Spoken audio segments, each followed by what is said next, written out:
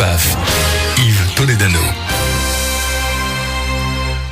Salut à tous et bienvenue sur Radio Shalom en plein dans le PAF, dimanche 17h, 18h, l'émission média de Radio Shalom qui revient puisqu'on a fait cette émission pendant un certain temps à la radio, à la télé, on avait fait autre chose et on revient aux médias parce que c'est vrai qu'on est fan de l'actu, de la télé, de la radio, des réseaux sociaux, donc un programme chargé en perspective avec tout à l'heure Lisa Raduzinski qui nous rejoindra ainsi que David Leroy, nos chroniqueurs d'aujourd'hui. À noter également qu'on a une bande de chroniqueurs qui sera là les semaines prochaines, il y aura notamment la très jolie Virginie Khalifa de Even 4 News notamment. Il y aura notre ami David Serrero qui est baryton mais également qui s'intéresse à la télé et plein d'autres chroniqueurs. Les rubriques également qu'on retrouvera tout à l'heure. Il y aura les audiences, il y aura le zapping, la question répondeur de vous, chers auditeurs. Également, nous aurons les news du PAF et bien sûr, comme chaque semaine, un invité dans cette émission. Et là, que dire ? Je suis ravi de le retrouver parce qu'on a eu l'occasion de discuter ensemble souvent sur les plateaux de télé ou studios de radio. C'est notre ami Laurent Fontaine. Salut Laurent. Salut Yves, bonjour à tous. Très bien, comme tous les dimanches. Toujours beau, bronzé, frais, souriant. T'as des trucs à me demander ? Non, écoute, j'ai vu que tu as un chéquier assez garni, donc il va qu'on fasse un peu de place. Non, je suis très content de te recevoir, sachant qu'on passe un très bon moment ensemble lorsque tu viens nous voir. J'ai l'impression que tu pourrais être communicant, toi, dans la vie. Je ne sais pas, ça me dit quelque chose comme ça. T'as des infos, toi. J'ai quelques petites infos. On va rappeler, bien sûr, ton parcours télé, parce que notre ami Laurent Fontaine, c'est l'animateur que nous connaissons, le producteur, également écrivain de beaucoup d'ouvrages, beaucoup de presse, une trentaine d'ouvrages, c'est pas rien. C'est le coach également, le coach en média training, on va en parler. Et puis ton actu télé, on le dira également tout à l'heure, c'est justement, je sais pas, 24 News, c'est qu'on te retrouve sur 24 News toutes les semaines. Avec plaisir, le mercredi matin. Mercredi matin. Oui, chez Valérie Pérez qui fait la matinale. Et voilà, je suis en duo avec Elisabeth Lévy. Donc il y a un peu ça frite bien entre Elisabeth et moi, mais c'est un personnage que j'adore. C'est une sorte de Zemmour en jupon. Ouais. Et j'adore. Ça lui fera plaisir certainement. Cette petite comparaison, ouais, mais très sympa. Bon, on la retrouve également ici, juste à côté sur RCJ, sur la même fréquence, côté d'Alain Finkielkraut régulièrement sur cette antenne. Alors on va un petit peu rappeler ton parcours. C'est vrai que lorsqu'on dit ton nom, évidemment, ce qui revient tout de suite, et on en parlera tout à l'heure, c'est cette émission culte. Et quelle fierté quand même d'avoir une émission comme Y'a que la vérité qui compte, qui 15 ans après 10 ans après. 10 ans après, en tout cas, lorsqu'on parle de cette émission, tout le monde l'a en tête, tout le monde dit le rideau. C'est rentré dans une des émissions cultes comme Sacrée Soirée, comme d'autres. Oui, mais d'abord parce qu'il y avait une récurrence, on a tenu 5 ans quand même avec cette émission, et puis deuxièmement parce que le concept était à la fois original, on n'avait jamais traité des histoires humaines et de relations humaines comme ça, avec un rituel, une mise en scène de télé. Tu parles du rideau, mais il n'y avait pas que le rideau, il y avait également une loge, il y avait un couloir qu'on traversait, c'était une sorte de petit chemin initiatique. J'emploie des mots un peu compliqués, mais en vrai, compliqué. Je note et je le ressortirai pas compliqué pour nous, mais compliqué pour on se dit initiatique sur une émission de télé de TF1 à 22h30, il s'emballe un peu. Mais oui, il y avait ce côté-là. C'est très structuré comme émission. Je crois d'ailleurs que c'est même une des raisons du succès, c'est que cette émission posait un rituel et posait une mécanique très forte qui était toujours la même, avec les mêmes moments, les mêmes steps où on devait dire je me lève, oui, je veux voir le rideau ou le fermer.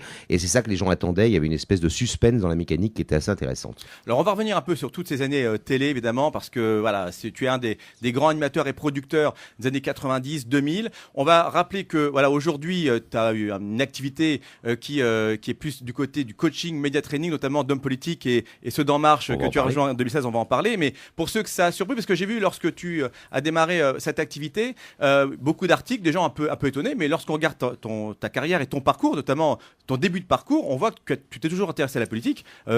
Jeune déjà, au début des années 80, 84, je crois, tu étais assistant parlementaire.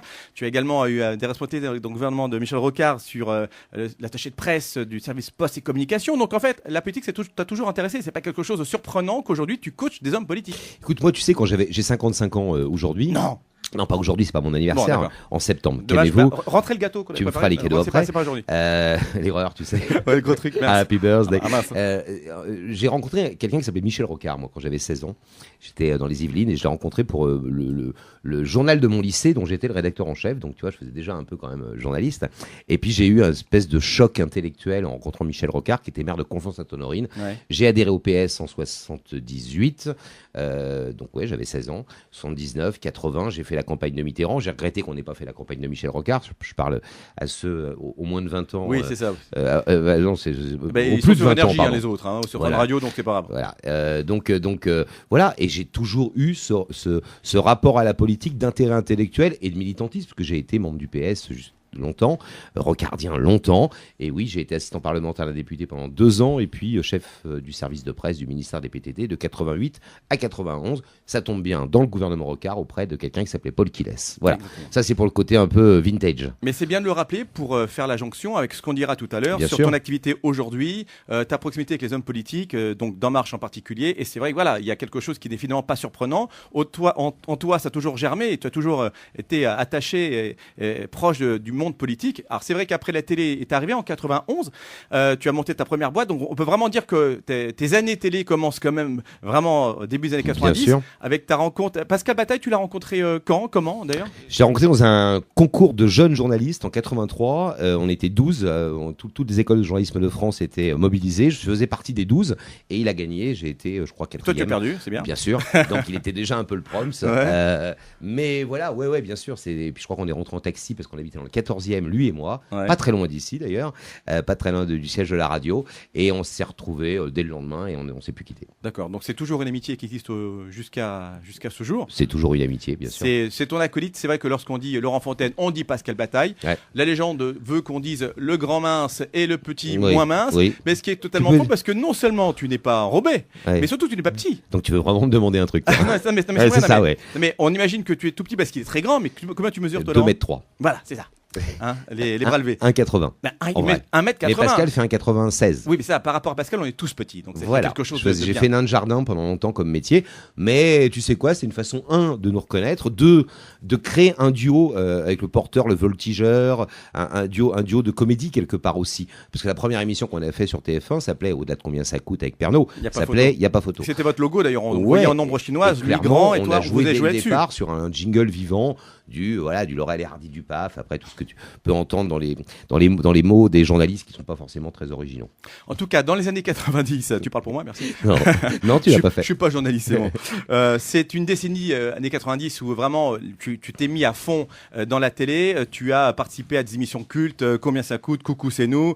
Il y a bien sûr eu Canal Jimmy, cette chaîne vraiment emblématique et mythique aujourd'hui à laquelle vous avez collaboré. Vous êtes à l'origine. Hein. Oui, bien sûr. Vous étiez de ça. Donc vraiment, c'était de très belles années. Mais on va dire que vraiment la notoriété est arrivée en 97, si je dis pas de bêtises. On en parlait. On arrivait quand même, excusez du peu, mesdames et messieurs, sur TF1 quand même, c'est pas rien. En deuxième partie de soirée, le lundi, il n'y a pas photo, qui était une émission qui a duré plusieurs années. 5 ans. 5 ans. Il y avait des chroniqueurs, notamment Valérie Benaïm, je crois, entre autres. Bien sûr. Avec des reportages. Notre C'était parfois un copine peu Valérie. loufoque, mais c'était en tout cas le divertissement de TF1 à Ouais, l'époque. c'était une forme de VSD, ce qui était VSD à l'époque en termes de journal. À la télé, c'était un magazine, on était là pour pas se prendre au sérieux et déconner, et voilà. Et ça a marché très très vite. C'est drôle parce que cette émission, en fait, on en parle moins, parce qu'on parle beaucoup du rideau, mais en réalité, c'est une émission qui faisait des cartons d'audience. On a fait jusqu'à 4,5 millions de téléspectateurs, je te parle de 10h30, minuit et demi, le lundi soir.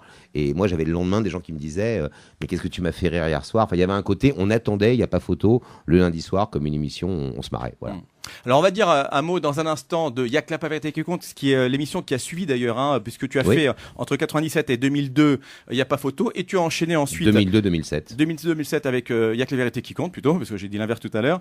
On va d'abord écouter le portrait qu'a dressé pour toi et pour moi aussi, parce que je suis aussi dedans d'ailleurs, hein, un peu trop à mon goût, notre ami David Leroy qu'on retrouvera tout à l'heure, et on se retrouve juste après pour parler donc de cette émission cultissime. J'ai préparé un rideau, on est en train de le repasser, on l'apporte dans un instant, juste après le portrait de David.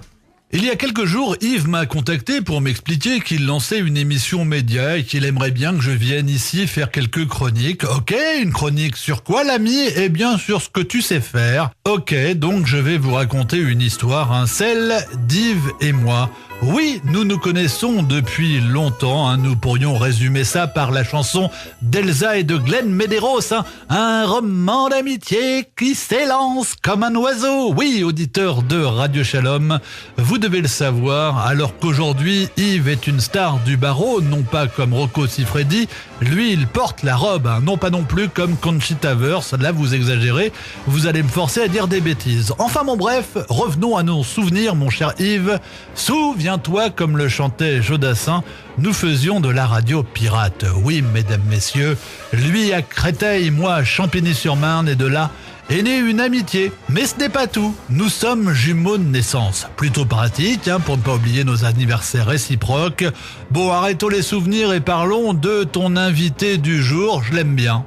Si, et d'ailleurs, nous avons un point commun avec lui. Nous sommes tous du 9-4, puisqu'il est né à Choisy-le-Roi, pas loin de Créteil et de Champigny. C'est une sorte de lobby du 94 aujourd'hui. Notre invité a commencé sa carrière comme attaché parlementaire, mais pas comme Pénélope. Lui, le pognon, il l'a pris quand il a débarqué en 1997 sur TF1 avec des émissions cultes. Y a pas photo, y a que la vérité qui compte. Entre autres. Mais là où je le kiffais le plus, c'est quand il bossait sur Canal Jimmy. J'étais méga fan de ses émissions et de cette chaîne. Limite, je payais le câble pour avoir cette chaîne et XXL. Et à l'époque, ça ne coûtait un rein quand même l'histoire. 2010, il revient à la télé et présente l'île de la Tentation. Une bonne idée? Je sais pas, faut lui demander. À part peut-être pour mater des meufs siliconées, les consoler une fois le tournage terminé. Viens voir papa, j'ai de l'expérience. Oh oui, je vais t'ouvrir le rideau. Je maîtrise l'exercice. Et aujourd'hui, que fait-il? That is the question sur la tête d'une boulette de Shabbat. Je sais que tu veux le savoir. Eh bien, il conseille les politiques, plutôt du côté d'En Marche. Alors tu imagines le président qui rencontre Laurent Fontaine. Et qu'est-ce qu'il lui dit? Je te regardais quand j'étais petit. Un petit peu comme toi avec Chantal Goya ou Dorothée. Bon allez, j'arrête là, on se retrouve la prochaine fois et bonne émission. Merci mon cher David, voilà. Tu peux Bravo répondre. David, bravo, non, j'ai rien à répondre, le billet est parfait et le portrait est très clair, merci. Voilà. Alors on parlait du fameux rideau, de cette émission. Ça t'ennuie quand on en reparle à chaque fois, ou c'est plutôt une fierté qu'on revienne à chaque fois sur cette émission? Il n'y a que les vérités qui comptent, ou tu dis bon c'est bon, on va passer à autre chose, on va parler d'autre chose et on parle pas que de ça. Ni une fierté ni ça m'ennuie, ça fait partie des choses de ma vie, donc les choses de ma vie, je peux en parler tout à fait tranquillement. C'est une période importante de ma vie, c'est une période importante sur mon image également, parce que c'est peut-être une question que tu me poseras tout à l'heure, c'est comment on passe de la télé très populaire et très critiquée. Attends, vraiment, je vais noter comment on passe pour plus tard. T'es con. Non, mais c'est une émission très populaire qui a été très critiquée. J'ai quand même eu on a eu avec Pascal Bataille notre guignol pendant pratiquement 4 ans, 3 ans à Canal+. Ça c'est bien ça. Donc oui, c'est bien. Qui ne rêve pas d'avoir sa marionnette ouais, c'est bien sauf quand c'est bien. On peut l'écouter d'ailleurs en fond, David, tu peux nous mettre la musique de la vérité. C'est bien, oui, c'est bien, sauf quand t'as des enfants qui ont 12 ans et quand on dit à l'école ton père il a pas de cerveau, ou il fait des trucs nazes, etc. Ouais. C'est à assumer. À la fois ça fait partie de la rançon de la gloire, et que j'étais pas peu fier d'avoir mon gueule. Et d'ailleurs en général les sketchs étaient extrêmement durs sur nous, mais extrêmement drôles. Ton meilleur souvenir de cette émission? Alors, tu m'avais dit sur un autre plateau à la télé que tu avais parfois pleuré lors de l'émission. Vraiment, j'imagine qu'on peut pas tricher, parce que se mettre à pleurer à la télé quand on le sent pas. Donc vraiment, tu as senti vraiment des bols d'émotions qui t'ont submergé. On a fait deux histoires qui m'ont marqué. Je vais t'en raconter une vite fait. C'était quelqu'un qui venait parler à son père, et cette personne s'appelait Jean-Paul, et où il parlait à son fils, pardon, c'était le père qui parlait à son fils, le type en question s'appelait Jean-Paul, et j'ai passé mon temps à l'appeler Christian. À chaque fois que je lui posais une question, je disais alors donc Christian, vous en pensez quoi? Et au bout de 3-4 fois, il y a Pascal qui s'est retourné vers moi, on était dans l'émission, et qui me dit mais je sais pas pourquoi tu l'appelles Christian, parce qu'il s'appelle Jean-Paul, et Christian c'est le prénom de mon père, à moi, Laurent, qui était mort 3 ans plus tôt, et à qui j'avais très peu parlé, pas assez en tout cas. Donc c'est des moments obligés. Enfin, pour ceux qui ont vu l'émission ou qui l'ont connue, c'est obligatoirement des cas, et on faisait un peu exprès que ce soit des cas emblématiques qui nous parlent à tous, dans les rapports amicaux, dans les rapports conjugaux, dans les rapports avec ses enfants, bien sûr, ses parents, etc. Donc il y a plein de moments où c'était des vrais gens. Donc ils te racontaient des histoires lourdes qui duraient généralement 40-50 minutes. On en faisait, nous, entre 20 et 30 minutes après montage. Mais oui, bien sûr, c'était des moments intenses. Des moments intenses, en tout cas, qui et intense aussi parce que intense aussi parce que c'était le titre n'est pas choisi au hasard. Il y a que la vérité qui compte. On peut faire 3 heures sur cette phrase, mais qu'on allait souvent dans une vérité très forte que des gens ne s'étaient jamais dite. Donc quand tu es témoin au spectateur de ce moment clé, de ce moment fort, par définition, tu participes à l'émotion et tu la ressens. Voilà. Je sais que le Barreau de Paris voulait te repiquer ce titre-là pour faire un logo, mais ça n'a pas marché a priori, donc il faut que je négocie encore avec eux. Alors en tout cas, l'émission s'est arrêtée en 2007, c'est ça, 2006 2007, ce qui n'a pas signé la fin de ta présence à l'antenne, puisque ensuite tu as rebondi sur beaucoup de choses. Puis je produisais Coé en même temps. C'est ce que je veux dire, tu es également producteur, donc ça se chevauchait entre 2003 et 2008, c'était la méthode Coé, émission qui cartonnait, que tu produisais avec Laurie Bell, ta boîte de prod, tu étais également à l'antenne, donc vraiment une valeur sûre de TF1 et ensuite tu as vogué vers d'autres horizons, mais toujours télévisuels. Pêle-mêle comme ça, j'aime bien cette expression, hein, pêle-mêle, hein, j'assort de temps en temps. Sur Jimmy, RTL 9, on parlait également tout à l'heure de l'île à Tentation, c'était sur Régine 17, et plus récemment sur TPMP, donc sur D8, à l'invitation de Cyril Hanouna. Comment s'est passé? C'était D8 à l'époque, C8 aujourd'hui. Autant pour moi. Voilà. C'est vrai que c'est toi le spécialiste des médias. Mais tu as raison, tu as raison. Question sur les chaînes. Donc à l'époque c'était D8, mais c'est vrai que c'est C8 aujourd'hui. Comment s'est passée cette expérience? Tu n'es pas resté très très longtemps. Très bien, parce que la vérité, c'est que j'adore Cyril Hanouna. Donc voilà, d'abord je le connais depuis très très longtemps, depuis pratiquement un peu moins de 20 ans, allez 15 ans, 16 ans, qu'il a été notre invité dans plein d'émissions, qu'on l'a beaucoup invité sur Coé, à l'époque il faisait la 3e partie de soirée parce qu'il faisait des petits one-man shows, etc. Et que ce type était terriblement talentueux et terriblement drôle. Et il est toujours, selon moi, terriblement talentueux et terriblement drôle. Alors je sais que le grand débat dans ce pays, c'est on l'aime pas, c'est de la merde, c'est vulgaire, il humilie ses chroniqueurs. C'est juste un show de télé, comme une sitcom tous les soirs, où par définition, tu parlais de Valérie Benaïm, on a une jeune sœur qui est sympa, on a une grand-mère, pardon pour Isabelle Morini-Bosque, on a un grand-père ou un père, on a 2 frérots, on a le frère qui drague tout le monde, Jean-Michel Maire. Le génie pour moi de Cyril et de ses équipes, c'est d'avoir créé une famille. Le soir, on regarde une sitcom. Alors oui, bien sûr, Cyril se moque de Mathieu Delormeau ou va se moquer d'Isabelle Morini-Bosque, mais on est dans le show. Enfin, tous ces gens-là, je les ai vécus de l'intérieur et je les connais, ils sont pas en train de se tirer dans les pattes et de se faire des saloperies en coulisses. Il y a une vraie ambiance. Mais en même temps, ce qu'il dit, c'est sincère, c'est pas scénarisé. J'ai l'impression que voilà, ils disent ce qu'ils pensent. Ce type est un génie, mais moi j'ai passé mon temps. Alors, le génie, il y a des gens qui chez eux là ce soir, dimanche soir, l'autre il a pété un câble. Cyril Hanouna est un génie de la télé, de l'animation. Il a clairement un rythme dans l'humour, une façon d'être. Enfin, tu lui montres un stylo, il te fait un sketch. Pour moi, il y a eu 3 personnalités comme ça qui ont marqué le PAF depuis que j'en fais de la télé. C'est De Chavannes dans les années 90, Coé certainement dans les années 2000, et ceux qui voyaient la méthode le savent. Et depuis 2010, le patron, c'est De Chavannes, Coé, maintenant il y a Hanouna. C'est en tout cas des anchorman à l'américaine, des mecs sur qui on peut compter pour tenir un show quotidien. Et tu fais de la télé, de la radio depuis longtemps, tu sais à quel point c'est dur, de manière très professionnelle et extrêmement drôle. Merci en tout cas pour ce petit commentaire et on passe en bonjour au patron qu'on salue, hein, à Cyril Hanouna comme tu l'as appelé et qu'on connaît bien ici. On marque une petite pause de pub, on revient juste après avec mon invité Laurent Fontaine pour la suite d'En plein dans le PAF. Nous allons retrouver également Lisa Raduzanski qui nous rejoint dans cette équipe, qui sera là dans un instant. Oui, je sais, déjà prête avec son petit sac de sushis avec elle là, qui ne le quitte jamais. Et on reviendra juste après. Des sushis à 17h30, je suis pas sûr que ça très bon. Hein. Oui, elle est capable. Tu vas rien manger ce soir. Elle est capable de le faire. On parlera également bien sûr un peu plus de ton actu actuelle, c'est-à-dire ta boîte de communication, By the Way. On en parlera également, voilà, ce que tu fais aujourd'hui. On parlera d'I24. Et puis, on a aussi le zapping. On a une question d'un auditeur pour toi. Et on a également les news du PAF que tu pourras commenter. Tout ça après la petite pause. À tout de suite. En plein dans le PAF, Yves Toledano. C'est la suite d'En plein dans le PAF, jingle qui fait sourire Laurent Fontaine. Oui. Ah, c'est le titre qui me fait sourire. Ah, le titre Non mais j'avais pas percuté En plein dans le PAF, c'est osé, c'est bien. Oui, merci. C'est... Écoute, je le dirai à moi-même, puisque j'ai trouvé tout seul le titre, je remercie. J'ai quand même flippé, parce que pour un communicant, si le titre est naze, ça m'a embêté. J'ai pas dit qu'il était là, j'ai dit qu'il était... percutant. Pas mal. Pas mal, ok, bon, naze quoi. Alors, on continue l'émission jusqu'à 18h, 17h, 18h. Le dimanche après-midi, c'est bien sûr En plein dans le PAF, titre naze, donc, que vous retrouvez avec en tout cas des invités qui sont pas nazes, hein, ça c'est déjà ça, hein, on a déjà sauvé l'essentiel. Les chroniques qui arriveront dans un instant, il y aura notamment les news du PAF, la petite question, puisque vous avez la possibilité de poser vos questions à nos invités. Notez que la semaine prochaine, nous recevrons Thomas Lille et Maya Loquet, les présentateurs de La Quotidienne sur France 5. Quelle belle émission! Et quel bel avocat qui participe à cette émission de temps en temps. Enfin bref, j'en parlerai tout à l'heure. C'est du copinage. Donc. Du copinage, exactement. Et dans 15 jours, nous aurons notamment Laurent Moscato d'RMC qui sera avec nous. Hein, il va falloir... Vincent d'ailleurs. Vincent, oui Vincent, tout à fait. Laurent, c'est toi. Vincent Moscato et d'autres invités qui sont prévus. Nous avons Manu Lévy d'Énergie qui sera là également dans les semaines à venir.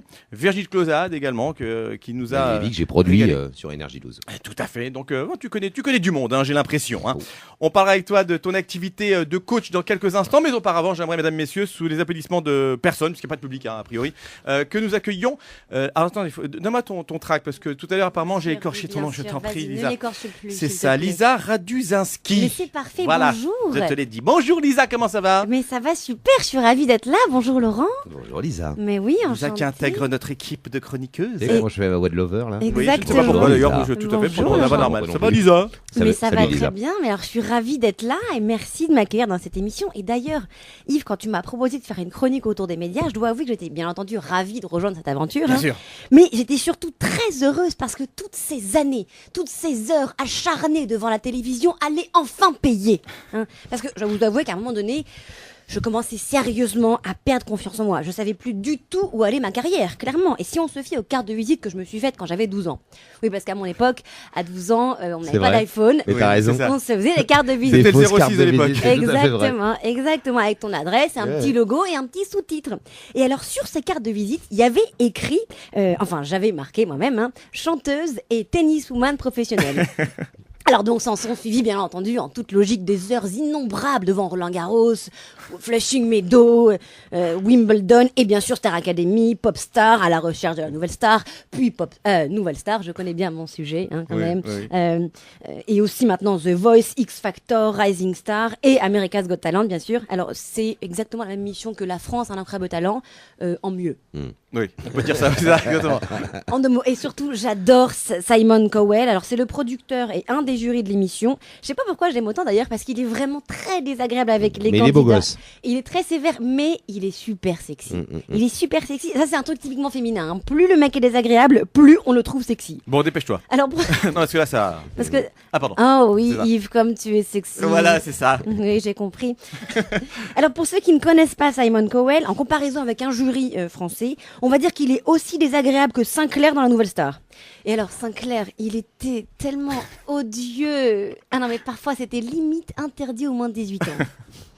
Et d'ailleurs, Sinclair fait partie de la nouvelle saison de Danse avec les stars. Et à mon avis, il va prendre très cher dans l'émission. hein. Alors pour le coup, pour ceux qui n'auraient pas vu sa première danse samedi dernier, je vous rassure, vous avez rien raté. Le mec n'était pas du tout sexy. Alors forcément, hein, il écoute les conseils de sa danseuse, il écoute les conseils des membres du jury, ce qui est normal et appréciable de sa part, bien entendu. Le mec ne connaît rien à la danse, il débarque comme pas mal qui de est le stars. principe en même temps, Bien hein. sûr, c'est le principe, comme pas mal de stars dans l'émission. Donc il fait le canard. hein. Même principe que tout à l'heure. Un connard, c'est sexy. Un canard, on l'oublie. Je vais le noter celle-ci Mais pour plus note, tard. garde-la.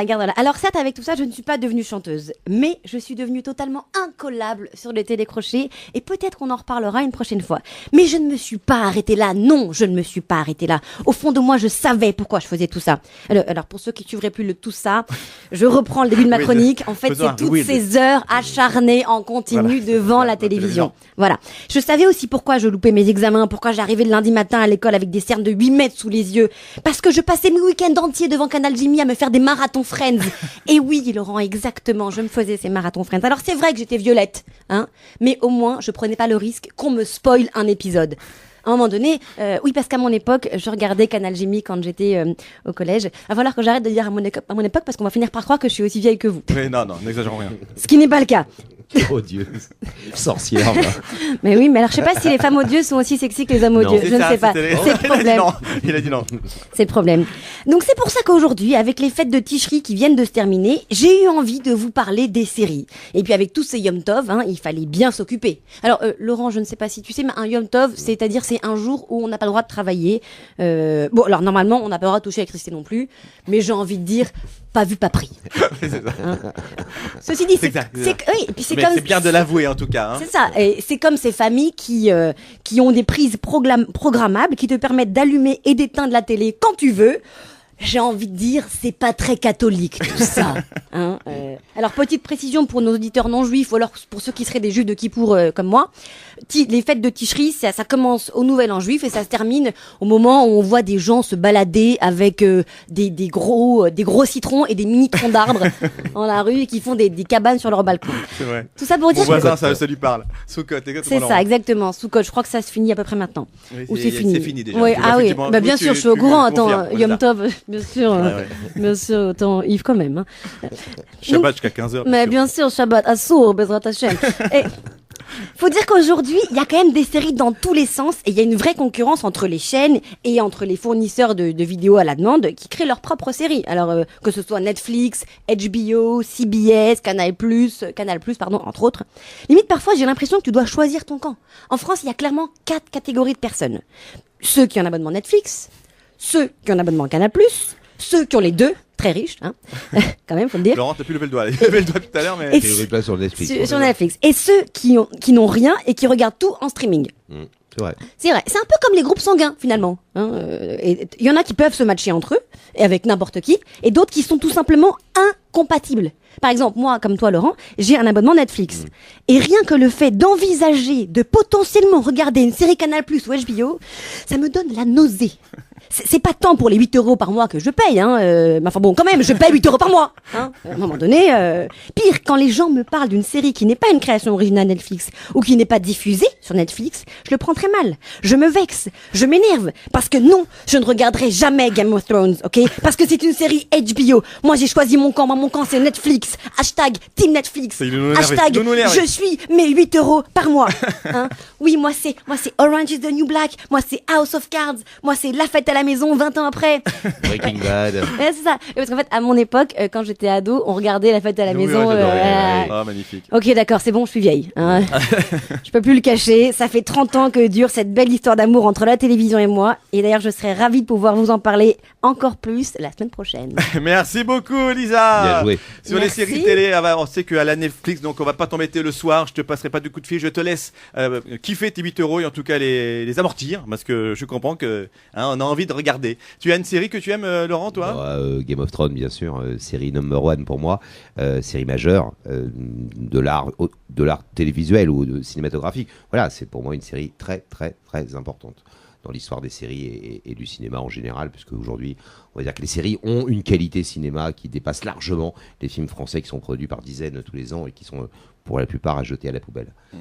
Et puisque Lisa nous a rappelé que nous étions pas jeunes, dans les années 80-90, une série culte, c'est moi, ça me parle Friends, plus. évidemment, Évidemment. Dream On, puisqu'on parle de Canal Jimmy, puisque c'est une des premières chaînes, Canal Jimmy, qui a diffusé en France des Friends notamment, mais plein de séries. D'ailleurs, c'est pour ça que c'est devenu une chaîne culte, Canal Jimmy, parce que c'était une chaîne où tu pouvais regarder. Après, M6, je crois, a lancé Sex and the City un Série peu plus Club, tard, je crois aussi. début 2000 ou fin 90, mais les premières grandes séries importantes, c'était Friends et Dream On sur Canal Jimmy. Donc oui, c'est un monde important, mais moi je suis très très très série. Je ne regarde pratiquement plus aucun film au cinéma. En vrai, je vais plus au cinéma, ça me fait chier. Mais alors, regarder un Tu film les à la télécharges ou même à peine, je Légalement, regarde de bien entendu. moins en moins de films. Je regarde vraiment que des séries. que la série. Bon, ok. Bah, en tout cas, donc tu as dû kiffer la rubrique de notre amie Lisa, puisque effectivement, on J'adore. voit Mais qu'elle j'ai est kiffé également- Lisa. Oui, Ah, à tout ça court. fait Elle est plaisir. bien odieuse, comme j'aime. C'est ça. Elle est talentueuse en tout cas. Lisa, Merci. tu restes avec nous quelques minutes encore. Avec Je sais que plaisir. tu as un rendez-vous très important avec Brad Pitt sur ton écran de télévision, mais on a besoin quand même de t'avoir avec nous encore quelques instants. C'est vrai, il faut qu'elle parte dans 5 minutes. Tu as 5 minutes Ah, c'est pour ça Avec que t'es habillé plaisir. comme ça, c'est Brad Pitt que tu vois. C'est C'est ça, exactement. Ok. Faut pas en parler. La heureusement jupe, elle est qu'on un a chouïc courte, Lisa. Mais fais ce Oui. que tu veux, mais Le plateau sushi est Mon- en avance. mon regarder la mon télé, père sert à rien. écoute. Alors, on va revenir à ton actu, mon cher Laurent. On a parlé tout à l'heure de télé. On en reparlera en fin d'émission, puisqu'on rappellera qu'on te retrouve actuellement sur I24 le Ouais. mercredi soir, le mercredi Mercredi matin, matin. pardon, pour Good Morning. je préférerais que ce soit Tel le Aviv. mercredi soir pour moi, parce que me quelle lever à heure 6h, c'est 7h, 9h. Heure d'ici et de France, parce qu'on est à Cognac-G avec Elisabeth Lévy pendant que tout se passe à Tel Aviv. Ouais. Et c'est une punition de me lever à 6h du matin tous les mercredis, quoi. C'est tellement plus mon rythme et c'est dur. Mais à la fois, ça me marque la semaine en plein milieu, comme ça, tu vois. Je dîne tous les mercredis soirs avec mes grands-enfants. Ouais. Donc j'ai une journée qui a une espèce d'amplitude le mercredi qui va de 6h du matin à, selon que mes enfants ont envie de me parler, 11h, minuit ou 1h du matin. Bon, alors les cernes du jeudi matin de Laurent sont normales, pour ceux qui le voient en fin de semaine. C'est tout à fait logique. Alors, on va parler depuis 2014 de ton activité, puisque tu as fondé l'agence de communication qui s'appelle By the Way. Oui. Hein, j'ai fait en deuxième langue. Ouais. Avec Valérie Douillet, qui est l'ex-femme de David. Exact, et qui est mon ami depuis 20 ans, comme David Douillet d'ailleurs. Voilà, et oui, avec Valérie depuis 3-4 ans, on s'était déjà approché sur un ou deux projets, et puis on a décidé de créer ensemble une boîte parce qu'il y avait largement de quoi faire. Ouais. Alors, comment on peut définir ça? C'est du coaching, on appelle média training, j'ai vu. Alors, En fait, By the Way, c'est une boîte de communication. C'est de la com. On fait de la com extérieure, comme un avocat ferait du conseil, etc. Et on conseille en communication stratégique des groupes, des entreprises, etc. Et il se trouve qu'effectivement, dans ce cadre-là, Ouais. je faisais du média training et du coaching. Je sais pas si tout le monde sait exactement ce que c'est, mais c'est une façon de préparer les gens à faire de la télé ou à faire de la radio. Donc voilà. Et puis, je sais pas c'est quoi ta question suivante. Ça c'était by the way. Mais c'était très bien. C'était très bien d'expliquer ce qu'est la société, parce que c'est vrai qu'on a mis l'accent sur ton côté coach d'homme politique, et je vais en venir maintenant. Mais votre société, c'est de la communication de manière générale. Et d'ailleurs, c'est pas que pour les hommes politiques. Tu as coaché des personnalités, chefs d'entreprise, etc. Mais c'est vrai que ce qui a attiré un peu les médias et l'attention, c'est normal. C'est à partir de 2016, tu as intégré très vite d'ailleurs le mouvement En Marche. Oui, j'étais adhérent d'En Marche un mois après sa création. Donc oui, c'était en avril ou en début mai 2016. Et du coup, assez rapidement, mais je précise quand même que tu n'as pas coaché que des hommes politiques d'En Marche, également d'autres tendances politiques. Si, j'ai coaché que des hommes politiques d'En Marche. Merci en pour vrai. la question. Non, mais parce que tu ne te trompes pas complètement. Xavier Bertrand, c'est un ami, président de la région Nord. Donc j'ai travaillé avec lui. J'ai passé des conseils. On s'est vu plein de fois. Je ne l'ai jamais médiatrainé ou coaché au sens large du terme. Tu l'as conseillé amicalement, on va dire. Oui, et notamment pendant toute la période, on va dire l'année avant son élection contre Marine Le Pen dans le Nord, où il a eu fort à faire, pardon. Ouais. Donc voilà, oui, j'étais proche et il s'agissait de battre Marine Le Pen dans cette région qui est en souffrance et qui est une région pas simple. Parce que l'idée, c'est quoi? C'est de dire aujourd'hui un homme politique, bien sûr, il faut qu'il connaisse ses dossiers, le fond, etc., qu'il ait une vision, un programme, mais c'est également très important de savoir les exposer publiquement lorsqu'on passe à la télé, à la radio. Aujourd'hui, les hommes politiques, c'est incontournable. Toutes les semaines, ils ont au moins une interview. C'est de pouvoir faire passer son message. C'est avoir vraiment dans la forme aussi. Alors, t'as 2 heures. Je vais essayer de le faire en 20 secondes. Ça, c'est du médiatraining et du coaching tel que tout le monde connaît. Tous les hommes politiques, ou presque tous, sauf Emmanuel Macron, en ont fait ou en font ou en feront.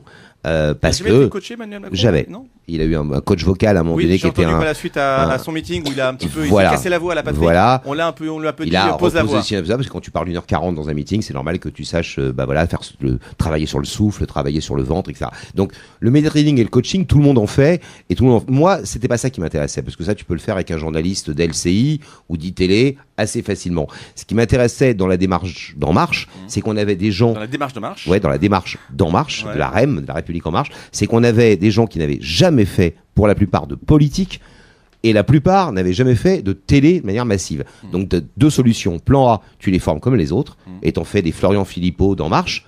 Voilà, Florian Philippot qui lui est très très médiatrainé en mode pitbull, je coupe tout le monde, etc. Où tu te dis, tiens, il y a une nouvelle offre politique, comment on peut préparer ces gens différemment? Alors tu vas me dire différemment, et là on passe de coach à politicien ou militant politique. Ça veut dire comment on dit la vérité, comment on évite de rentrer dans des histoires en débat, par exemple, avec justement des gens comme Philippot, très aguerris, qui vont faire en sorte que pendant une demi-heure, les gens ne comprennent rien à la fin et qu'on ait l'impression qu'il y a un niveau d'égalité entre les deux personnes. Ça, c'est la technique du Front National ou des Insoumis, la plupart du temps. On coupe, on empêche de parler, on fait de l'impeachment. Et en fait, au final, moi, je me suis retrouvé avec des gens qui voulaient faire de la télé, mais en se disant, attends, si c'est pour être exactement comme les autres, on n'est pas En Marche. Il y a un ADN dans ce parti. Ça paraît tout bête, mais il y a un ADN de dire, on le voit bien avec Macron, je ne sais pas si vous l'avez vu il y a quelques jours on va en parler tout à l'heure, sur TF1. Ouais. Donc voilà, on dit la vérité, on a le courage de dire les mots, on n'est pas agressif, on est très bienveillant. Vous ne vous verrez jamais une réflexion pendant toute la campagne électorale d'Emmanuel Macron très négative ou très dure. Il fait pas de petites phrases, Emmanuel Macron. Quand on sifflait, on lui a dit souvent dans les débats, je suis d'accord avec vous. Donc ça a été repris un petit peu. Oui, mais parce que c'est ça la vie. C'est ça la vie, et que les Français, à mon sens, en avaient marre, et c'est pour ça qu'ils ont voté pour lui, à mon sens aussi, de ces ennemis pipeaux, de ces espèces de postures en permanence de je t'agresse, tu me dis A, je te dis B, tu me dis blanc, je te dis noir.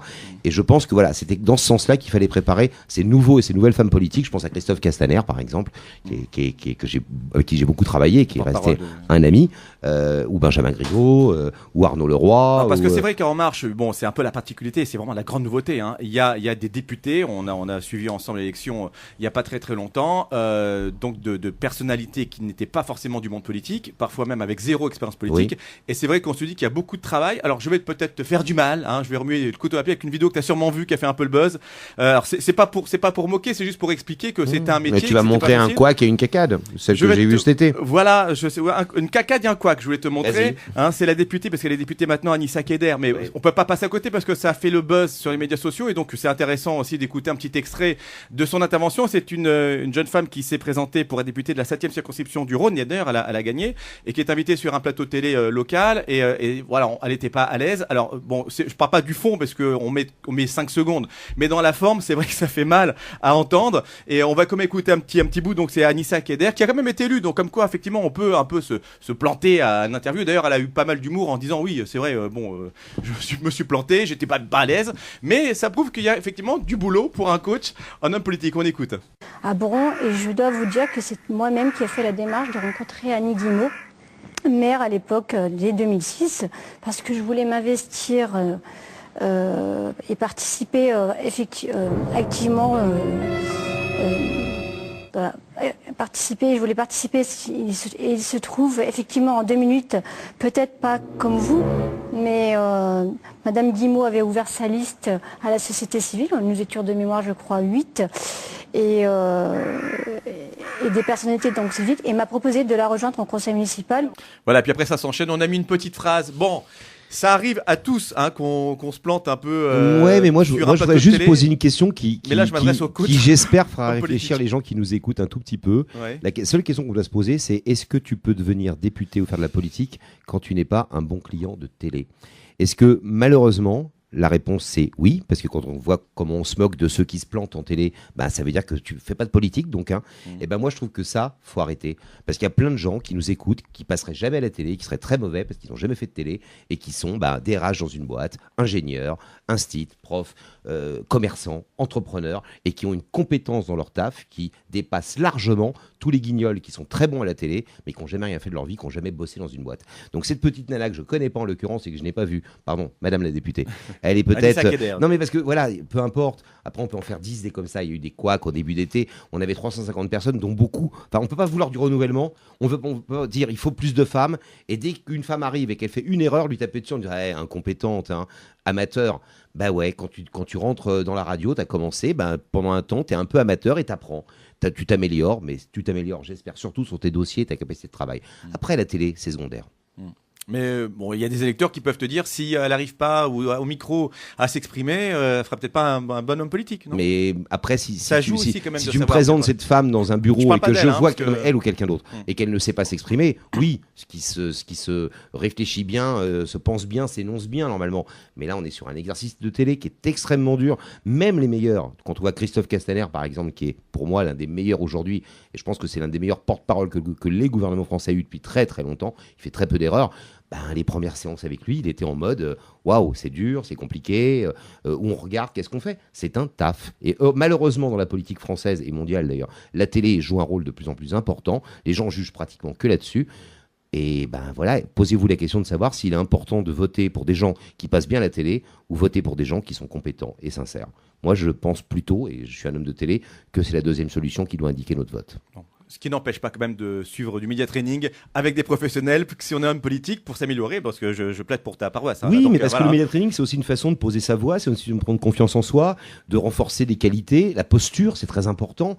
Enfin voilà, quand on s'assoit sur un plateau de télé qu'on n'en a jamais fait, on ne sait pas comment s'asseoir, comment poser ses mains, tu le sais mieux que quiconque, voilà, et que ça, c'est des trucs. Et puis après, il y a comment on pose, comment on dit les choses, comment on répond quand on se fait agresser. Je regardais sur LCP la semaine dernière un truc avec Marie-Noëlle Lienemann, sénatrice de gauche, PS, mais qui est juste je ne connais pas cette nana et peut-être qu'elle est formidable, mais elle est insupportable en télé.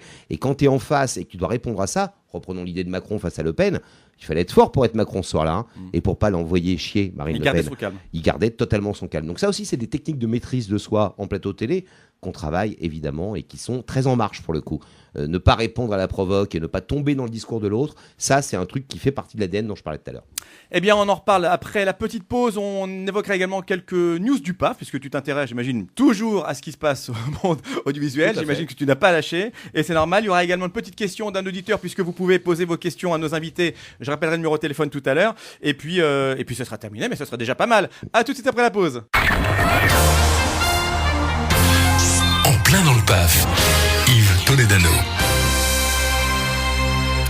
De retour dans Plein dans le PAF, je te fais un petit paquet, je t'envoie le jingle qui te plaît bien, c'est offert, c'est cadeau. Merci. C'est pour toi. Non mais écoute, si je peux rendre service. Cadeau du dimanche. Cadeau du dimanche. Laurent Fontaine est toujours notre invité jusqu'à 18h dans Plein dans le PAF, l'émission média de Radio Shalom. La semaine prochaine, mes invités seront les animateurs de l'émission La Quotidienne qui passe sur France 5 tous les jours entre 11h45 et 13h, émission qui cartonne d'ailleurs, qui arrive souvent 3e, 4e chaîne dans ce créneau horaire qui Pourquoi tu nous parles tout d'un coup de l'audience de cette émission ? Elle t'intéresse particulièrement ? Elle m'intéresse un tout petit petit peu, mais enfin un peu comme ça quand même. Et puis dans 15 jours, Vincent Moscato sera là et d'autres invités également nous rejoindront. On aura aussi des semaines avec plusieurs invités selon l'actu média de la semaine. On a voulu avoir Laurent Fontaine tout seul.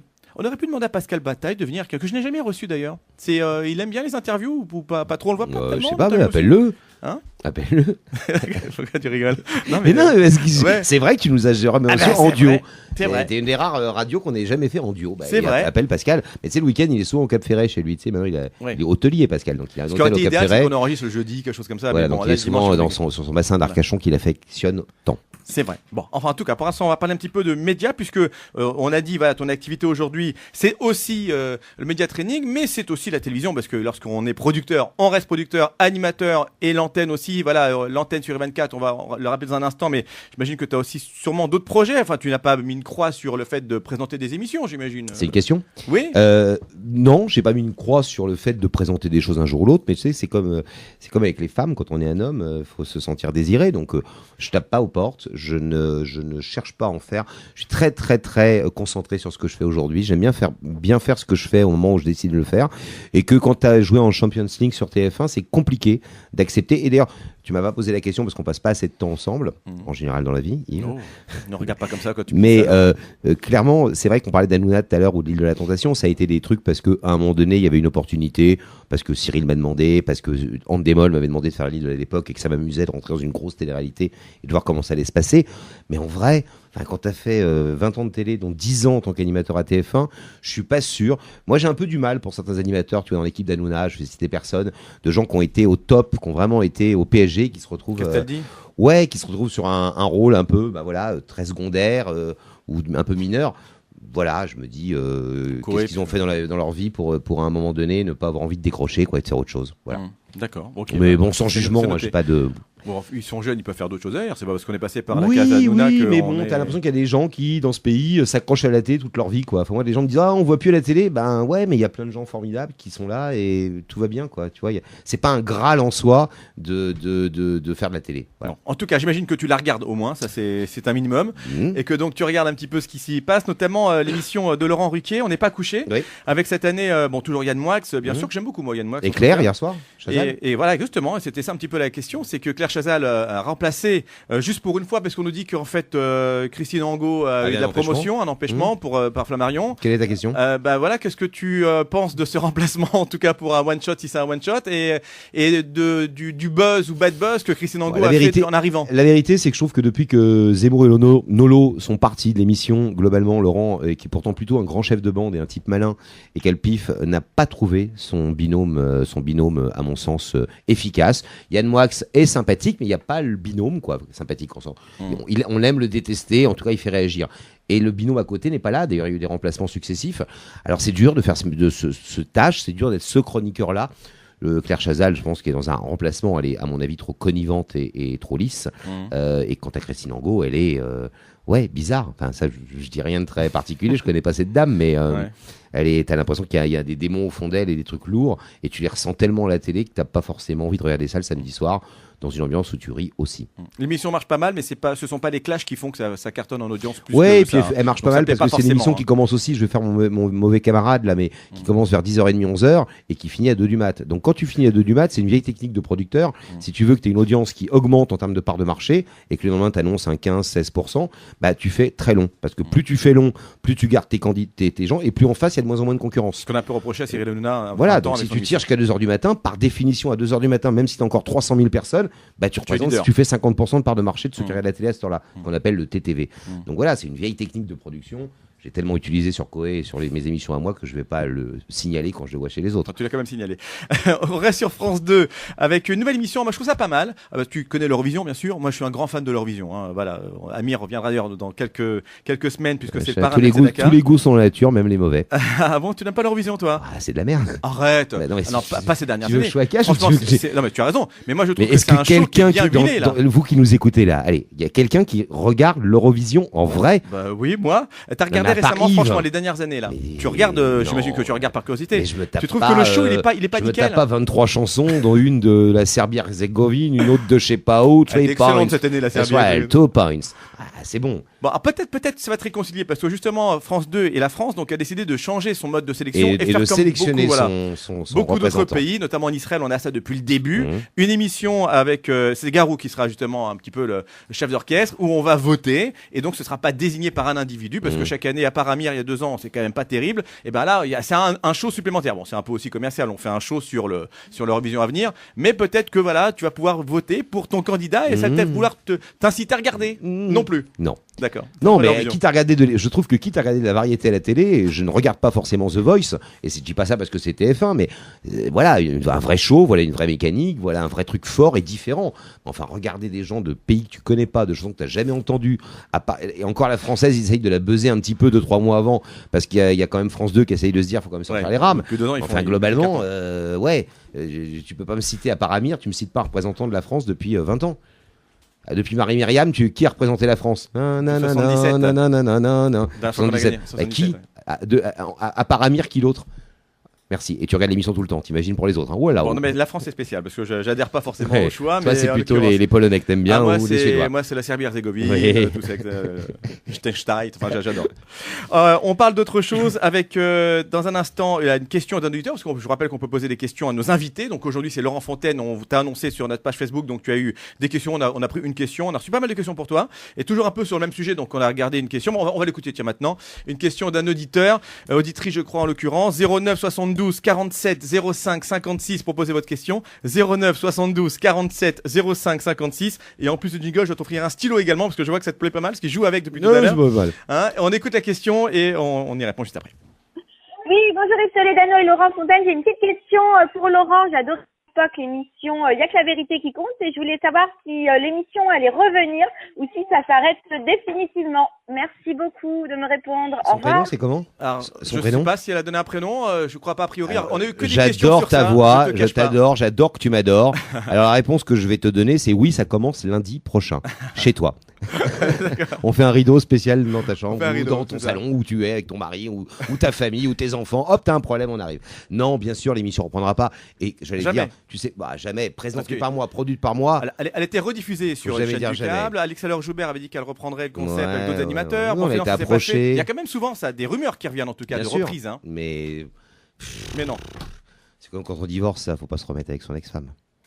Oui, ah bah ça, ok. Je vais pas dire qu'elle ne tue pas pour des raisons personnelles, mais Non, mais pour des raisons je te professionnelles. donne un exemple qui te Ouais. parle, quoi. C'est vrai, un peu ta spécialité. Ouais. Mais voilà, je sais pas, c'est bien quand c'est fini. C'est bien de rester sur un beau souvenir, c'est bien.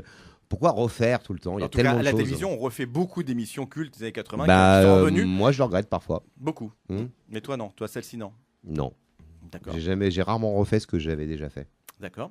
D'autres questions à poser pour nos invités, ce sera pour la semaine prochaine, hein, pour la quotidienne 09 72 47 05 56.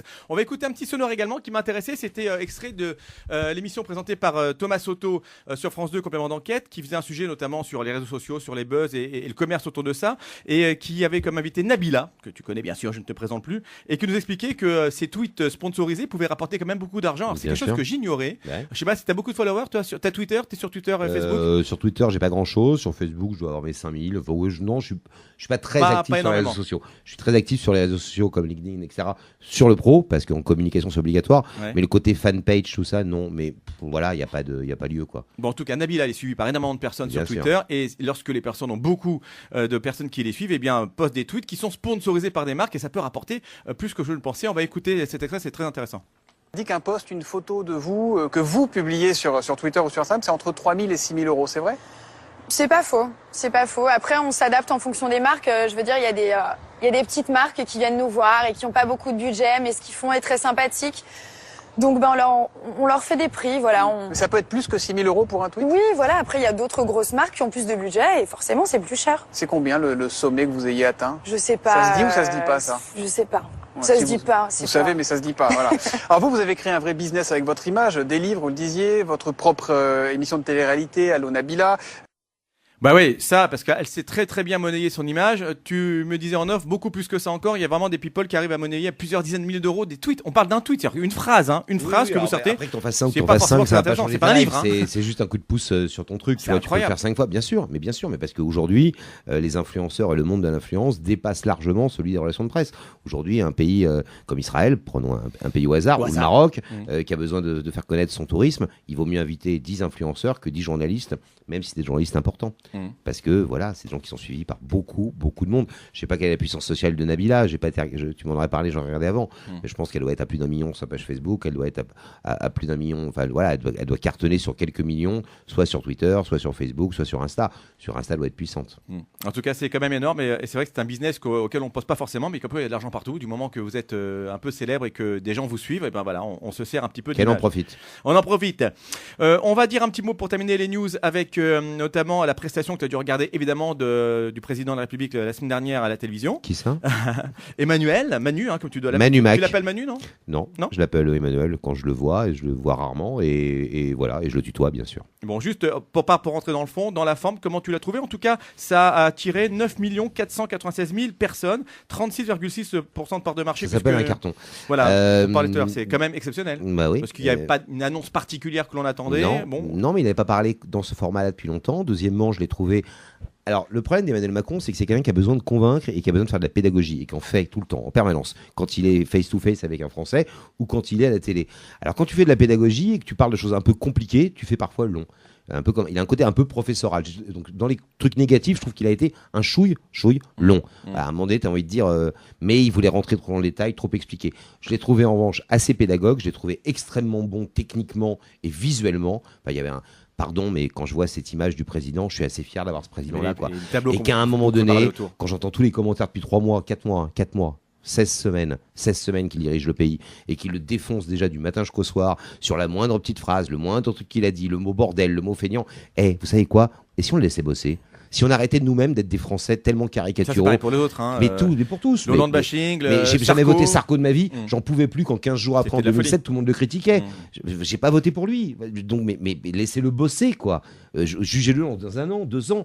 Voilà, et ce pays souffre de ça, meurt de ça, et on continue avec ce président-là alors qu'il n'arrête pas de lui-même de dire si on changeait les lignes, si on changeait les règles, alors changeons-les. Voilà, je pense que je suis pas sûr que tout le monde ait envie de voir tous les jours des critiques pour tout, des débats pour tout. Ça, c'est aussi les médias, c'est comme BFM, l'info continue en permanence. Chaque soir, tu as plein de gens qui s'emballent sur des trucs, qui sont tous payés à nous parler de ce qu'ils pensent, de ce qu'on vient d'entendre. Le lendemain, c'est fini, on a déjà oublié. Le bordel, dans 1 semaine, plus personne n'en aura parlé. J'imagine. En tout cas, ça a cartonné et c'est vrai que techniquement, ça t'a plu. Je m'adressais là au coach en homme politique. On va finir avec donc ton actu audiovisuel du moment. Donc on le disait tout à l'heure et c'est vrai que ça nous parle sur Radio Chum parce qu'on connaît bien cette chaîne i24 News. Donc c'est tous les mercredis matins. Matinale de Valérie Pérez. 7h à 9h. Valérie Pérez que j'embrasse, qu'on connaît bien ici, qui est venue nous voir il y a quelques temps. À ta place, qui est très sympa. Donc l'émission s'appelle Good Morning Tel Aviv et donc tu interviens toi depuis Paris avec Elisabeth Lévy et tu réagis en fait sur l'actu du jour. Ouais, beaucoup international. Ouais. Mais c'est vrai que moi j'ai regardé des vidéos, je suis assez bluffé quand même. Tu as une aisance assez étonnante sur des sujets internationaux, de politique, de géopolitique. Je peux parler du Kurdistan, je peux te parler de la Syrie, je peux parler. C'est une passion que tu as également, la géopolitique? C'est une passion que j'ai, la géopolitique, clairement. Mais comment peut-on, quand on s'adresse à la politique, ne pas être intéressé par les phénomènes géopolitiques? 1, 2, je travaille. Mine de rien, et ça c'est aussi le truc positif. Le mardi, c'est la bonne nouvelle. Le mardi, il y a Maurice qui est le rédacteur en chef de l'émission qui m'envoie en WhatsApp les trucs, et donc je bosse tout simplement aussi sur des trucs. Quand il faut parler du Parti travailliste et de son évolution, et de trouver quelque chose de malin à dire qui n'a pas déjà été dit, faut bosser un peu. Mais tu connaissais un petit peu, tu t'y connaissais en politique israélienne par exemple, à part ce qu'on sait tous, mais parce qu'il faut quand même être un petit peu affûté. Bien sûr. Tu as réagi, ça t'intéresse? Ça me passionne. Israël pour moi est un pays totalement passionnant. C'est même, alors là pour le coup, oublions Feuge, pas Feuge, etc. C'est un pays passionnant. C'est un pays dans l'histoire, la création, l'histoire au 19e siècle, l'histoire du sionisme, le modèle socialiste sur lequel s'appuyait la création de cet État dès le 19e siècle. est passionnant. Donc oui, c'est pas un hasard si on parlait du Parti travailliste, parti qui, dès l'indépendance jusqu'à la création de l'État, dès la création de l'État jusqu'à dans les années 90, a joué un rôle majeur. C'était le PS de l'époque. Donc voilà, oui, bien sûr que c'est passionnant. Et puis, deuxièmement, ce qui m'intéresse beaucoup dans la démarche, ce que j'essaye de faire, c'est que je trouve qu'Israël manque beaucoup de pédagogie. Et là, on va parler un peu truc communautaire. Il nous reste une minute, c'est je dommage, trouve c'est que ce intéressant. pays, Mais... c'est soit je l'aime pas, je le critique, je suis pour les Palestiniens, je suis pour les Arabes, j'aime pas Israël, quoi qu'il fasse, je suis juif, a priori, je défends quoi qu'il arrive et coûte que coûte. Là encore, j'aime pas. Sortons de ce truc. Faisons de la pédagogie. Rappelons aux gens qui n'aiment pas Israël des chiffres. Rappelons le nombre d'Arabes qui vivent aujourd'hui en Israël, 25% de la population. Rappelons que dans les hôpitaux israéliens, que tu sois arabe, juif ou quoi que ce soit, tu peux non seulement être soigné gratuitement, que tu peux être élu député à la Knesset alors que tu es musulman. Mais rappelons tout ça. Le droit des femmes, le droit pour les militaires de dire non, je veux pas y aller, le droit de conscience. Et parlons un peu des choses, faisons de la pédagogie, soyons en marche aussi sur ce coup-là. Bravo, en tout cas, tu l'as bien placé. Merci beaucoup, en tout cas, Laurent Fontaine, c'était passionnant et très très sympa de te recevoir comme d'habitude. On a passé un bon moment. On voit vraiment pour ceux qui ont en tête Laurent Fontaine, l'émission du Rideau, voilà, on a entendu un homme qui s'intéresse à la politique, qui est instruit, qui a beaucoup de cordes à son arc, c'est vrai. Et en tout cas, c'est extrêmement passionnant et intéressant de parler avec toi. Merci beaucoup. C'était un plaisir de te retrouver. Je te revois tous les ans généralement, Yves, c'est toujours un plaisir de te voir. On fait un petit point. Donc on te retrouve mercredi matin là avec Valérie Pérez et également notre ami Elisabeth Lévy sur I24. Et puis bon coaching, j'ai envie de dire, bon vent, toujours la production, l'animation, toujours en une demi-heure quand même à division. Tu m'inviteras pour en parler. On refera, j'imagine, une émission avec une actu riche, je l'en doute pas. Merci beaucoup en tout cas d'être passé nous voir en ce dimanche sur Radio Chum. Rendez-vous dimanche prochain 17h-18h pour un autre En plein dans le PAF. Pour écouter le replay de cette émission sur la page Facebook En plein dans le PAF ou enpleindans-le-paf.com, également la page de Radio Shalom. Et puis la semaine prochaine, donc les invités, les animateurs de la quotidienne sur France 5, Thomas Lille et Maya Loquet. Dans un instant, c'est le journal. À bientôt, bye bye. En plein dans le PAF, Yves Toledano.